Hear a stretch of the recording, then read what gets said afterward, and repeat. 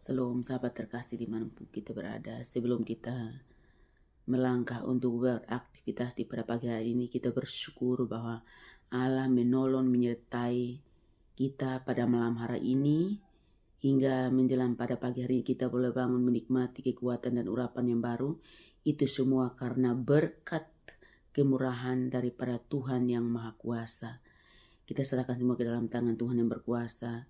Sebelum kita melangkah beraktivitas atau bekerja mencari nafkah, kita yakin dan percaya setiap segala usaha kita tidak akan sia-sia. Kita baca firman Tuhan dalam Markus pasal 2 ayat 1 hingga ayat yang keempat. Orang lumpuh disembuhkan. Kemudian sesudah lewat beberapa hari, waktu Yesus datang lagi ke Kapernaum, tersiarlah kabar bahwa ia ada di rumah. Maka datanglah orang-orang berkerumun, sehingga tidak ada lagi tempat, bahkan di muka pintu pun tidak. Sementara ia memberitakan firman kepada mereka, ada orang-orang datang membawa kepadanya seorang lumpuh digotong oleh 4 orang. Tetapi mereka tidak dapat membawanya kepadanya karena orang banyak itu. Lalu mereka membuka atap yang di atasnya sesudah terbuka. Mereka menurunkan tilam tempat orang lumpuh itu terbaring. Ya. Ayat firman Tuhan pada pagi hari ini menjelaskan bahwa seorang lumpuh yang digotong oleh 4 temannya, walaupun melalui berbagai hambatan, tetapi akhirnya iman mereka membuahkan hasil. Orang lumpuh tersebut disembuhkan oleh Tuhan Yesus. Kuasa dari iman mereka betul-betul memberi bukti. Ya, dalam kebenaran firman Tuhan ini ada 3 hal bagaimana usaha sahabat-sahabat ini sehingga teman mereka boleh mengalami pemulihan.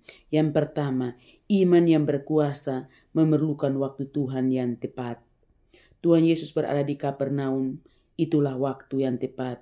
Waktu yang tepat berlaku bagi segala sesuatu. Waktu Tuhan yang tepat harus diterima sebagai suatu anugerah bagi kehidupan umat manusia dalam Mika 7 ayat yang ke-7. Yang kedua, iman yang berkuasa memerlukan suatu usaha. Dalam Markus pasal 2 ayat 3-4, mereka menggotong orang lumpuh itu. Mereka membuka atap. Mereka menurunkannya dengan tilam di hadapan Tuhan Yesus. Mereka tetap di atas rumah dan menyaksikan apa yang Tuhan Yesus perbuat dengan orang lumpuh itu. Iman tanpa usaha adalah mati. Keempat orang ini memberikan suatu teladan yang sungguh sangat luar biasa dalam usaha mereka sehingga teman mereka boleh mengalami pemulihan. Mungkin dalam kehidupan ini berbagai tantangan yang kita hadapi, tapi kita belajar dari kebenaran firman Tuhan ini bahwa jangan sampai kita menyerah di tengah jalan. Apapun tantangannya kita harus hadapi karena Tuhan akan memberikan kita kekuatan, kemampuan. Tuhan akan memberikan kita roh yang berani. Tuhan akan memberikan kita roh yang menyala-nyala untuk melakukan segala sesuatu untuk kemuliaan nama Tuhan. Dan kita bisa lewati setiap tantangan yang ada.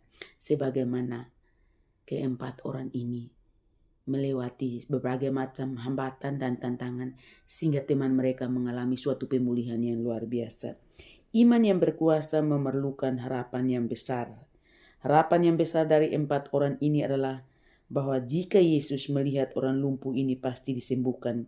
Itu sebabnya ia diturunkan tepat di depan Tuhan Yesus untuk melihat mujizat melalui iman. Maka perhatikan harus tertuju pada Allah dan kuasanya. Oleh karena itu kita sebagai umat manusia kalau kita mau melihat mujizat Tuhan, kita harus mengutamakan otoritas Tuhan. Kita harus fokus kepada tujuan Tuhan, kehendak Allah, kemauan Allah dalam setiap kehidupan langkah umat manusia. Oleh karena itu Bapak Ibu yang kasih dalam Tuhan kita Yesus Kristus, dimanapun kita berada, mari kita mengambil contoh dan teladan dari keempat orang ini. Mereka berusaha keras untuk melewati setiap tantangan dan cobaan untuk membawa teman mereka supaya Tuhan Yesus menyembuhkannya. Dan perjuangan mereka membuahkan hasil yang luar biasa. Perjuangan mereka membawa kemenangan yang luar biasa. Perjuangan mereka disertai dengan iman. Perjuangan mereka disertai dengan suatu komitmen bahwa Yesus akan menyembuhkan teman mereka. Terima kasih Tuhan Yesus memberkati dimanapun kita berada. Amin.